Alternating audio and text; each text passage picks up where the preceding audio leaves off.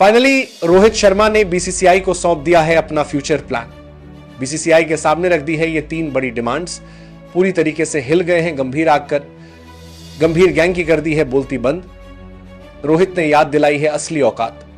अब तो कोई नहीं रोक सकता है साल 2027 का वर्ल्ड कप खेलने से। रोहित की 3 डिमांड पूरी तरीके से मचा हड़कंप। नमस्कार, मैं शुभंकर मिश्रा। एक ऐसी खबर जिसने पूरे क्रिकेट के गलियारों में तूफान ला दिया है। जिस रोहित शर्मा की कप्तानी और भविष्य को लेकर पिछले कुछ दिनों से सवाल उठ रहे थे, उसी हिटमैन ने अब सीधा बीसीसीआई के सामने अपना फ्यूचर प्लान रख दिया है। जी हां, रोहित ने अपनी बात रखने के लिए 3 ऐसी बड़ी और सख्त डिमांड्स रखी हैं जिसने पूरी तरीके से गौतम गंभीर और चीफ सिलेक्टर्स अजीत आकर को हिला के रख दिया है। रोहित की इन डिमांड से गंभीर गैंग की बोलती कैसे बंद हुई है और क्या कोई भी रोहित को साल 2027 का वर्ल्ड कप खेलने से नहीं रोक सकता? चलिए इन सभी सवालों का जवाब जानते हैं इस एक्सक्लूसिव रिपोर्ट में आगे। रोहित शर्मा ने साफ कर दिया है कि अगर उन्हें टीम का हिस्सा रहना है तो कुछ चीजों को बदलना होगा। सूत्रों के मुताबिक उन्होंने बीसीसीआई के सामने 3 ऐसी डिमांड्स रखी हैं जिसने पूरी तरीके से टीम इंडिया में हड़कंप मचा दिया है। सोचिए, एक खिलाड़ी जिसने भारत के लिए 2 वर्ल्ड कप ट्रॉफी उठाई, 5 बार आईपीएल के मैदान में इतिहास रचा, आज उसी रोहित शर्मा से उनकी कप्तानी छीन ली गई। क्या वाकई इतना अनुभव, इतनी मेहनत और इतने सालों की पहचान सिर्फ एक फैसले में खत्म हो जाती है, या फिर सच्चाई कहीं गहरे दर्द में छुपी है जहां इज्जत और जज्बा दोनों की परीक्षा है? ये कहानी हर उस इंसान की है जिसने कभी जीवन में अपना मुकाम खोने का डर महसूस किया हो। दोस्तों, आज हम आपके सामने एक ऐसी कहानी लेकर आए हैं जो क्रिकेट के मैदान से कहीं ज्यादा इंसानियत, जज्बा और दर्द की कहानी है।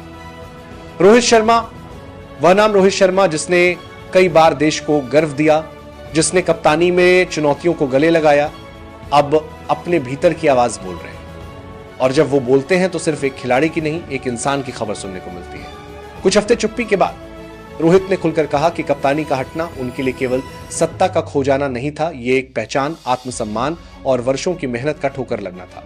उन्होंने बताया कि जो निर्णय लिया गया उसने उन्हें भीतर से झकझोर दिया। उन्होंने अपने शब्दों में कहा कि वे कभी सोच भी नहीं सकते थे कि इतने वर्षों की निष्ठा और समर्पण का नतीजा कुछ पलों में इस तरह बदल जाएगा। उनका कहना था कि कप्तानी लगना सिर्फ पद नहीं, एक जिम्मेदारी और उनकी जिंदगी का हिस्सा थी और उसे अचानक छीन लेना उनके लिए बेहद कड़वा रहा। रोहित ने स्पष्ट शब्दों में यह भी कहा कि उन्हें ऐसा महसूस हुआ कि कुछ उच्च पदस्थों और चयन समिति ने उनके साथ न्याय नहीं किया। उन्होंने नाम लेकर आरोप नहीं लगाए, पर उन्होंने अपनी कड़वाहट जिसकी तस रखी। यह एक ऐसा दर्द था जो मुस्कान के पीछे छिपा नहीं रहा। और ठीक यही बात अब चर्चा का केंद्र बनी हुई है, क्योंकि जब कोई खिलाड़ी जिसने देश के लिए वर्षों तक संघर्ष किया उसे इस तरह पीछे कर दिया जाए तो सवाल उठते हैं, फैसला सही था या इंसाफ नाइंसाफी का शिकार हुआ? हाल में चयन समिति ने स्पष्ट किया कि भविष्य की रणनीति 2027 वर्ल्ड कप के नजरिए से बनाई जा रही है और इस रुख के चलते टीम में युवा प्लेटफॉर्म तैयार किए जा रहे हैं। वहीं रोहित और विराट कोहली की उम्र, उनकी प्रतिबद्धता और घरेलू क्रिकेट में भागीदारी पर भी बोर्ड ने अपने मुद्दे रखे। अजीत अगरकर ने कहा कि जिन खिलाड़ियों की प्रतिबद्धता स्पष्ट नहीं, उनके लिए टीम की योजना अलग होगी। ये सब पब्लिक डोमेन में आया और फैंस के मन में सवाल गूंजने लगे, क्या अनुभव को इतनी जल्दी बाहर कर देना तर्कसंगत था? लेकिन इस कड़वी सच्चाई के बीच एक और दिलचस्प मोड़ भी आया। 2012 का रोहित का एक पोस्ट जो अब सोशल मीडिया पर फिर ताजा हो गया है। उस पोस्ट में एक तस्वीर के साथ हल्का सा मजाकिया कैप्शन था और आज 13 साल बाद उसी कैप्शन की जो पंक्तियां थीं वे लोग एक भविष्यवाणी की तरह देख रहे हैं, क्योंकि शुभमन गिल की जर्सी नंबर 77 और रोहित के उस पुराने कैप्शन की सामने बोध लोगों को सोचने पर मजबूर कर रहा है। क्या कभी कभी इत्तेफाक खुद इतिहास बन जाते हैं? यहां बात सिर्फ बदलाव की नहीं है, यह बात उन भावनाओं की है जो एक प्लेयर के अंदर चलती है। रोहित ने कहा कि कप्तानी हटने के बाद उन्हें केवल पेशेवर आघात नहीं हुआ, बल्कि व्यक्तिगत तौर पर भी टूटन महसूस हुई। जब आपने वर्षों तक टीम को समझा, खिलाड़ियों को संभाला, रणनीतियां बनाई और अचानक वो सब छिन जाए तो वो दर्द सिर्फ आंकड़ों में नहीं दिखता, वो दिल में खंजर की तरह चुभता है। और यही भावनात्मक ईमानदारी उन्होंने मंच से जाहिर की, बिना किसी नाटक के, सच्चाई के साथ, फिर भी उन्होंने जो सबको हैरान कर दिया वो उनकी प्रतिबद्धता थी। उन्होंने कहा कि वे अभी भी भारतीय टीम के लिए खेलने के इरादे रखते हैं। उनकी चाहत 2027 वर्ल्ड कप तक खेलते रहने की है। उन्होंने माना कि यह निर्णय उनके आत्मसम्मान पर चोट है, फिर भी उन्होंने भरोसा जताया कि यह चोट उन्हें कमजोर नहीं करेगी बल्कि प्रेरित करेगी। मैं टीम के लिए हमेशा तैयार रहूंगा, उन्होंने कहा, और उसी वाक्य ने कई लोगों की आंखें नम कर दी। यहां रोहित की बातों का असर सिर्फ उनके ऊपर ही नहीं पड़ता, विराट कोहली के हालात भी इसी राह पर है। दोनों ही खिलाड़ियों ने वर्षों में टीम की रीढ़ बनने का काम किया। अब जब चयन के नए समीकरण बन रहे हैं, युवा खिलाड़ियों को मौके मिल रहे हैं, तब पुरानी पीढ़ी के इमोशनल और प्रैक्टिकल फैसलों पर बहस होना लाजमी ही था। क्या युवा टीम को नई ऊर्जा देंगे? बिल्कुल, पर क्या उस ऊर्जा के बदले अनुभव को इतने जल्दी किनारे कर देना समझदारी है? ये वही सवाल है जिसे देश भर के फैन, एक्सपर्ट और खिलाड़ी दिल में उठा रहे हैं। सोशल मीडिया पर जब यह खबर फैलती है तो प्रतिक्रियाएं भी आश्चर्यजनक होती हैं। कुछ लोग कहते हैं कि समय बदलना चाहिए, नई पीढ़ी को आगे बढ़ना चाहिए।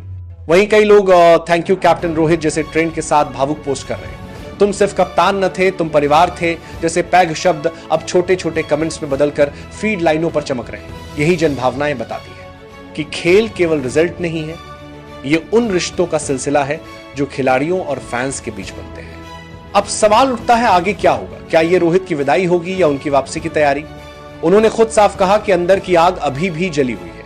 वह खेलना चाहते हैं, योगदान देना चाहते हैं और अनुभव बांटना चाहते हैं। विशेषज्ञों का मानना है कि अगर वे घरेलू क्रिकेट में उतरेंगे, टेस्ट या विजय हजारे जैसे टूर्नामेंट में, तो वापसी की राह आसान हो सकती है। पर उसी के साथ यह भी सच है कि बोर्ड नीतियां और चयन मानदंड भी अब पहले से सख्त है। यह फैसला केवल एक खिलाड़ी की यात्रा नहीं, टीम की भविष्यवाणी भी बना देगा।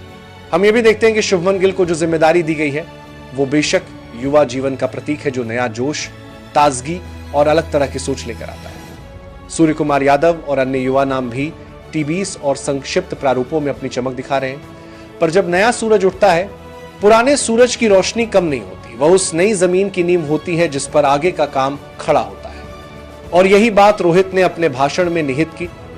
चाहे उन्हें पद से हटाया गया हो, पर टीम का प्यार और उसकी नींव वही रखते हैं।